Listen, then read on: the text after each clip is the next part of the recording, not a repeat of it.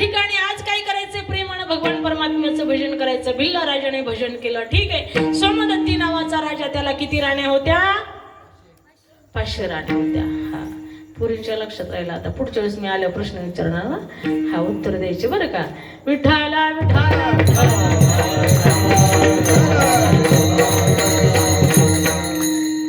500 राण्या होत्या. 500 राण्यापैकी 2 महान पतिव्रता होत्या. पतीची मता अनुसरुणी पतिव्रता अनायसी आत्महिता भेटे ना.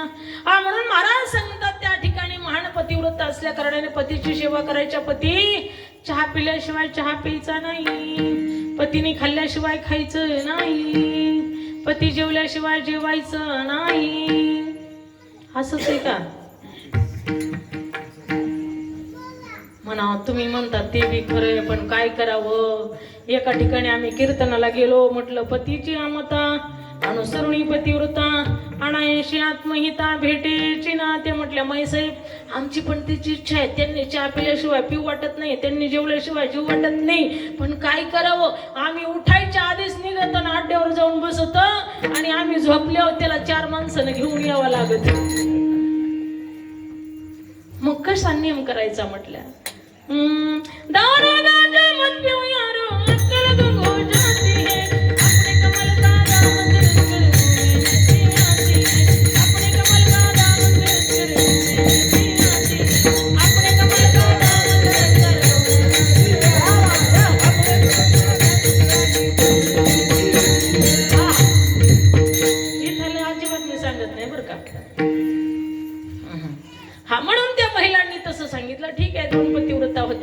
त्या ठिकाणी पती असताना खरोखर त्यांना जीव घातल्याशिवाय जेवत नसायच्या, त्यांनी चहा पिल्याशिवाय पीत नसायच्या, पूजा झाल्याशिवाय वगैरे वगैरे सगळा असा काही नियम त्यांचा चालू होता. योगायोग असा त्यांना अशा पद्धतीने शाप मिळाल्यामुळे ते असताना खरोखर तो राजा सोमदत्ती नावाचा राजा हरणाच्या गर्भाला गेला आणि हरणाच्या गर्भाला जाऊन तो हरण झाला, काळवीट झाला. आणि त्या ठिकाणी त्यांच्या ज्या सौभाग्यवती पतिव्रता राण्या होत्या का, त्या मात्र त्या हरणी झाल्या. आणि हरणी झाल्यामुळे योगायोग असा, आता कसं आहे अन्नमय कोश आहे, काहीतरी पोटाला जट रागणीला खाल्ल्याशिवाय पर्याय नाही, पशु असो अथवा कोणी असो, आहे का नाही. हरणी द्राभय मैथून सर्व यवनीशी समान परी मनुष्य देहीचे विशेष जाण अर्जुना. हरणी द्राभय मैथुनी सर्व यवनीला आहे, मनुष्याला आहे, झोप मनुष्याला आहे, खाणं मनुष्याला आहे, पिणं मनुष्याला आहे. तसं पशु पक्ष्यांना सुद्धा खाणं आहे, पिणं आहे, झोप आहे.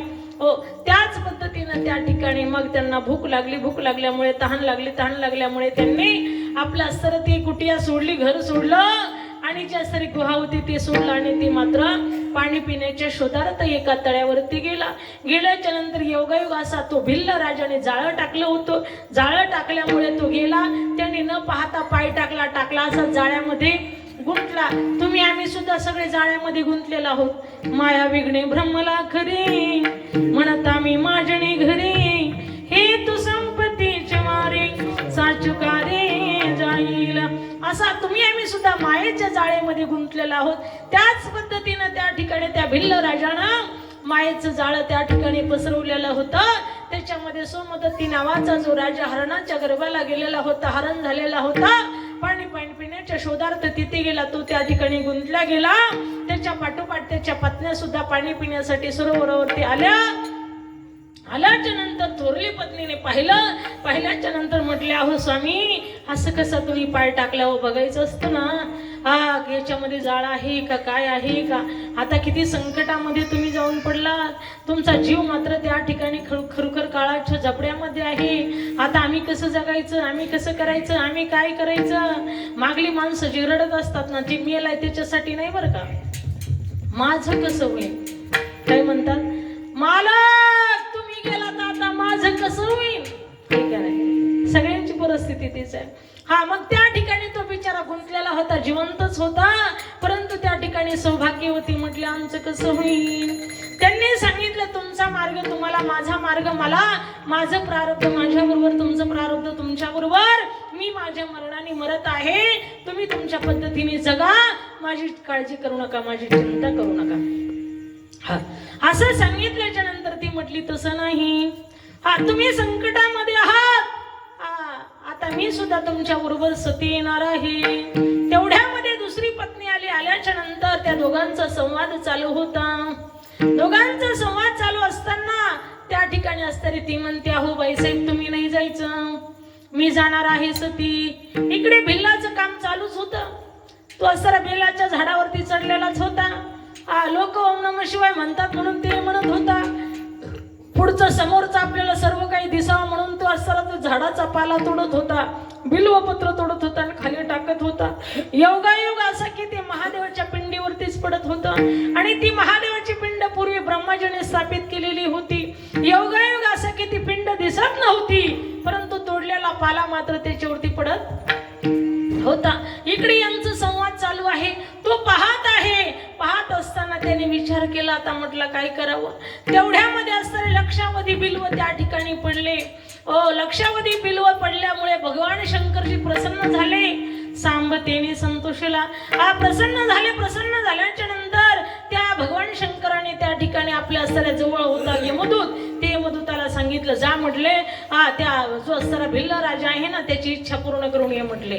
काय मागतोय ते पहा. ते आल्याच्या नंतर म्हटले, अहो मला भगवान शंकराने पाठवलंय. म्हटले भिल्लाने विचारलं, तुम्ही कोण आहात. सांगितलं मी भिल्ला आहे म्हटले. त्यांनी सांगितलं मी यमदूत आहे.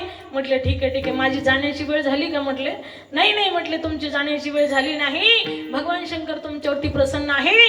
तुम्ही महाशिवरात्रीचा उपवास केलेला आहे.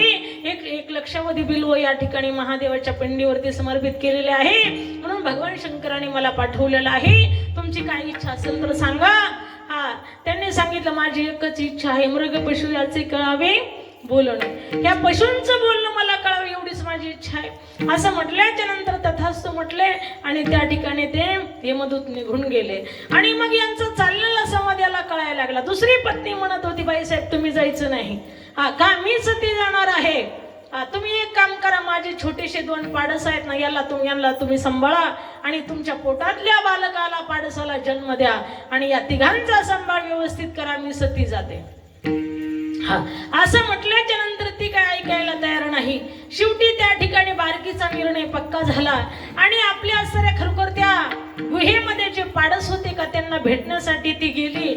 मनामध्ये विचार केला की आता शेवटचं भेटून येते, म्हणून ती गेली. आणि गेल्याच्या नंतर आपले 2 छोटे पाडस ती गेल्याबरोबर आईच्या कुशीमध्ये आले. आईच्या कुशीमध्ये आल्याच्या नंतर तिने त्यांना मांडीवर घेतलं, त्यांना स्तनपान करू लागली. पण अंतःकरण दुःखाने भरलेला आहे. कंठामध्ये त्या ठिकाणी खरोखर कंठ दाटून आलेला आहे आणि त्या ठिकाणी डोळ्यातून अश्रू वाहत आहेत. अंतःकरण दुःखी झालेलं आहे आणि त्यांच्या डोळ्यातून टप टप टप टप टप टप टप टप असे पाण्याचे टिपके पडत आहेत. ते पाडस दूध पित आहेत आणि त्यांच्या अंगावरती हे टिपके पडत आहेत. त्यावेळेस पाडसांनी प्रश्न केला, माँसाहेब का रडताय तुम्ही, कसलं संकट आहे. त्यावेळेस सांगा. तिने सांगितलं नाही, अगोदर तुम्ही दूध पिऊन घ्या, नंतर तुम्हाला या प्रश्नाचं उत्तर देते. त्यांनी सांगितलं नाही जोपर्यंत तुम्ही प्रश्नाचं उत्तर आम्हाला देत नाही तोपर्यंत आम्ही दूध ग्रहण करत नाही. शेवटी बाल हट्ट आहे, स्त्री हट्ट आहे, राज हट्ट आहे, पूर्ण करावा लागतो. त्या ठिकाणी सांगितलं, बाळांनो तुमचा जो असणारा पिता आहे हा संकटामध्ये आहे, एका भिल्लाच्या जाळ्यामध्ये गुंतलेला आहे आणि त्या ठिकाणी तुमची थोरली माता सती जायचं म्हणते. पण मी विनंती केली त्यांना की तुम्ही जाऊ नका, माझ्या पाडसांना सांभाळा, मी जाते. म्हणून अशा पद्धतीने मी तुम्हाला शेवटचं भेटायला आले. पाडसाने सांगितलं, मा तू आम्हाला सोडून जाणार, आमचा बाप संकटामध्ये आहे, काळाच्या जबड्यामध्ये आहे, माझी माय हीच मोठी माय बी जाणार आणि मग आम्ही कशासाठी जगायचं. चला म्हटले आम्ही तुमच्या बरोबर येतो. त्या आई बरोबर असणारे ते पाडसे त्या सरोवरापर्यंत आले. आल्याच्या नंतर त्या भिल्ल राजाला विनंती केली, भिल्ल दादा माझ्या आईलाही नेऊ नको, माझ्या बापालाही नेऊ नको. एक काम कर, आमच्या डोळ्या देखत तर आमचे आई बाप जर मारले ना तर आम्ही मात्र जिवंत राहू शकत नाही. आमची एकच विनंती आहे की तुम्ही मात्र खरोखर आम्हाला अगोदर मारा. आणि आमचं मांस कसं आहे, मऊ आहे, कोमल आहे.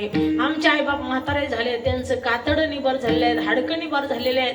ते तुम्हाला कसे चावायचे, कसे पचायचे, त्यासाठी अगोदर आम्हाला मारा आणि त्या ठिकाणी आमची वाट लावा आणि नंतर तुम्हाला काय करायचंय ते करा. सगळेच म्हणू लागले. त्या ठिकाणी तो हरण होता ना, सोमदत्ती नावाचा राजा हरण झालेला, तो म्हणायचा नाही मलाच नेहा. त्याच्या पत्न्या म्हणायच्या नाही आम्हाला विधवा व्हायचं नाही, आम्हाला सती जायचंय, अगोदर आम्हाला नेहा. ते पाडसं म्हणायचे नाही अगोदर आमच्या आई बापाला नेहू नका, अगोदर आम्हाला नेहा. असं सगळ्यांचा हट्ट. आणि तेवढ्यामध्ये सगळ्यांनीच मिळून सांगितलं आम्ही सगळीच येतो बाबा. तुला जर वाटत असेल ना की या ठिकाणी एवढं मोठं वज हे कसं मारल्यानंतर एवढे मोठे कसे उचलून न्यायचे, त्यासाठी आम्ही तुम्हाला सहकार्य करू. तुमच्या असणाऱ्या गुहेपर्यंत आम्ही येऊ आणि तिथे गेल्यानंतर आम्हाला मारा, नंतर आमचा सरमांस तुम्ही यूज करा, खा, अशी विनंती सगळ्यांनी केली. तेवढ्या वेळामध्ये त्या ठिकाणी प्रत्यक्षात भगवान शिवशंकराचं त्या ठिकाणी दूत आलं यांना घ्यायला. आणि घ्यायला आल्याच्या नंतर मग सोमदत्ती नावाच्या राजाचाही उद्धार झाला, पत्न्यांचाही उद्धार झाला आणि लेकरांचाही उद्धार झाला. हर हर भगवान शिवशंकराचं नामचिंतन घेतल्याचं फल त्यांना भेटलं. त्या ठिकाणी असताना ते विमानात बसून निघाले. भूतशेन नावाचा जो भिल्ल होता त्यांनी सांगितलं माझ्यासाठी थोडी जागा आहे का पायरीवर टेकायला. म्हटले तुमच्यासाठी सध्या नाहीये, तुम्ही नामस्मरण केलं पाप सर्व तुमची नष्ट झाली. पण तुम्ही एक काम करा, 1 वर्षभर व्रत करा महाशिवरात्रीचा आणि पुढची जी